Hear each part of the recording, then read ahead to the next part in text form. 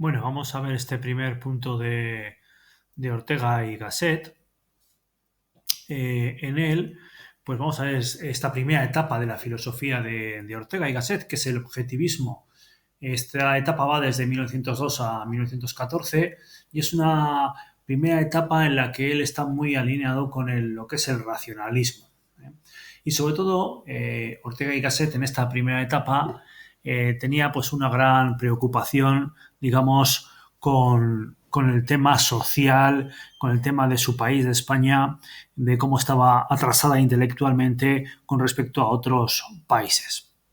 Son años que podemos definir como años formativos en Ortega y Gasset, y en él influyeron pues, sobre todo las filosofías que estaban candentes, las filosofías que ya hemos visto en el otro punto sobre las filosofías que influyeron en el pensamiento del siglo XX, ¿no? Tanto, pues estudiará el neocantismo, estudiará autores como Nietzsche, como Husserl, como Scheler.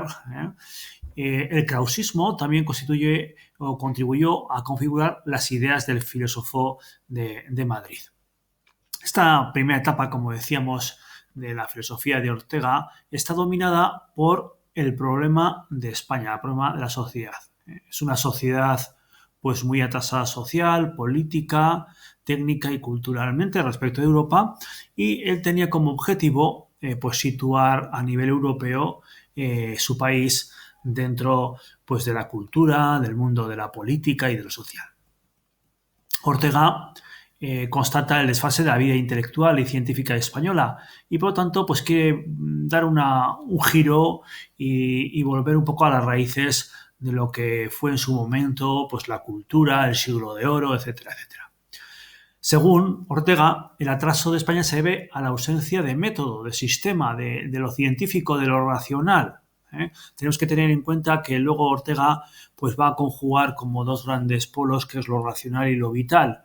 Lo racional más identificado con la filosofía pues, más alemana y lo vital más identificado pues, con el temperamento mediterráneo, tanto de Italia como de España. Dice, por tanto, que por esta falta de racionalidad, pues es un pensamiento que está más sumido, más metido en el individualismo, por una parte, en la subjetividad, por otra, que lo aleja de toda corrección del mundo y de la realidad, ¿no? Por lo tanto, él plantea la solución objetivista, ¿no? Dice Ortega opta por dar valor absoluto a la razón, a la ciencia y al método. Pero tenemos que tener en cuenta que esto es como la primera fase de Ortega. Luego iremos viendo cómo él desemboca en una vía más intermedia que dar toda la fuerza a lo racional. Dice, desdeña, por lo tanto, Ortega en esta primera etapa cualquier forma de subjetivismo en cualquier ámbito. ¿Vale? Sobre todo, pues él hace un poco referencia al subjetivismo personalista español pues, que imperaba en aquella época. Dice, en su afán de desterrar el subjetivismo, llega a rozar un poco casi el antihumanismo, ¿no? El objetivismo que propone Ortega en esta época se caracteriza por estas tres características, ¿no? Precisión y método, hábito crítico y racionalidad. Por lo tanto, su propuesta es una vuelta a la realidad. A las cosas aquí pone, leamos realidad. Ortega es el intelectual, debe interesarse por la realidad, no por las cuestiones individuales, no por lo individual, ¿no? Dice, para conocer las cosas es necesario, dirá, distanciarse de ellas. Distanciamiento no desde un punto de vista tan vital, sino desde un punto de vista más, mucho más racional. No con sentimientos, que sería ese punto de vista vitalista, sino pues con la razón.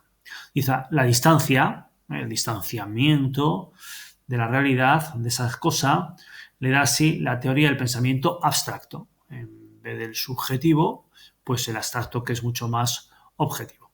Dice, la teoría ha de ser sistemática. Dice, la teoría filosófica debía identificarse con su sistema filosófico. Vale, bueno, pues esto es un poco esta primera etapa de Ortega y Gasset, que como veis, pues es prácticamente de su época de estudiante y pues va desde 1902 a 1914.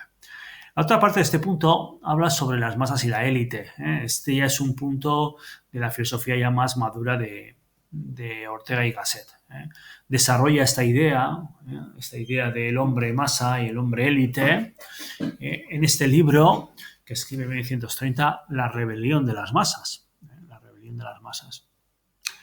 Fijaros cómo tiene cierto parangón con Marx en cuanto a las masas, el hombre, con Nietzsche, ¿no? El superhombre. Bueno, pues tiene todas esas influencias, digamos, de esos filósofos que precedieron a esta filosofía del siglo XX. En esta obra, pues destacamos y citamos esto que es lo más importante, ¿no? Dice,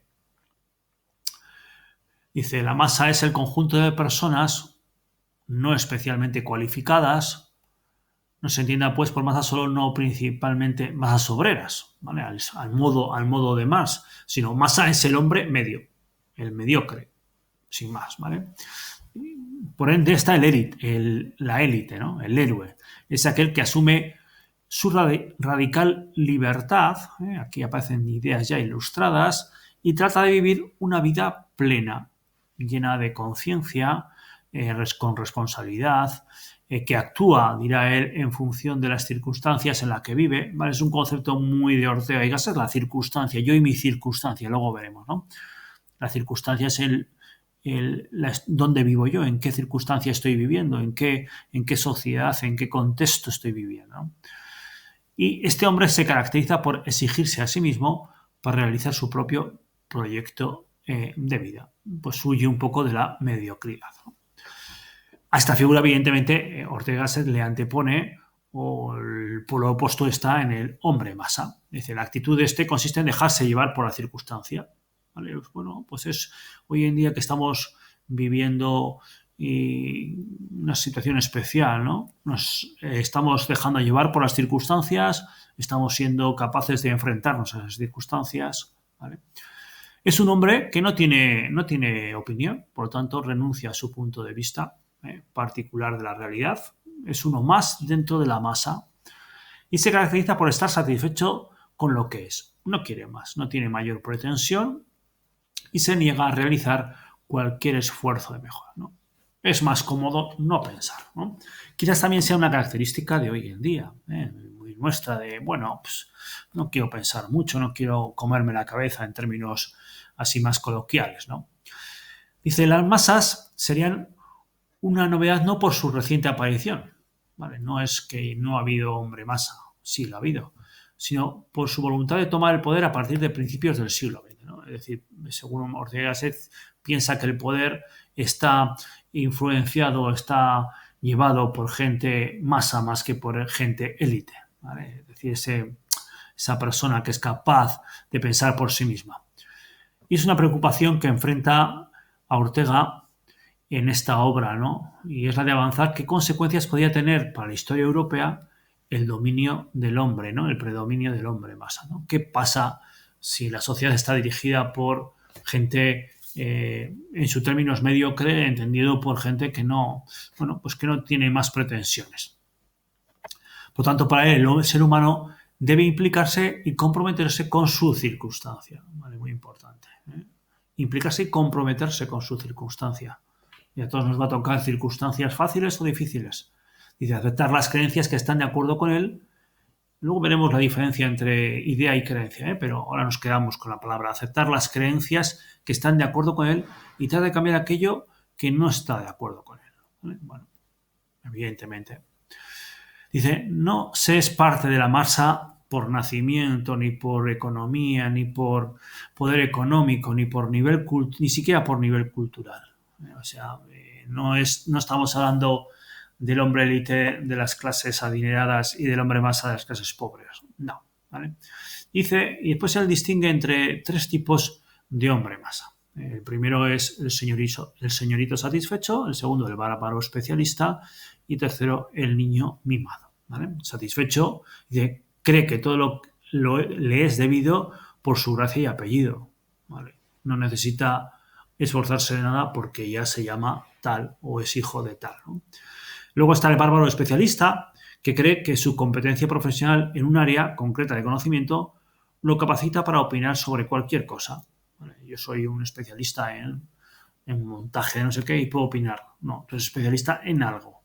Y el tercero es el niño mimado, se refleja en el hombre masa en tanto que da un giro caprichoso a sus deseos y su mala educación es inconmensurable, ¿no? Alguien mal criado, ¿no? Bueno, también, pues seguramente que hoy en día podemos tener ejemplos de todo esto.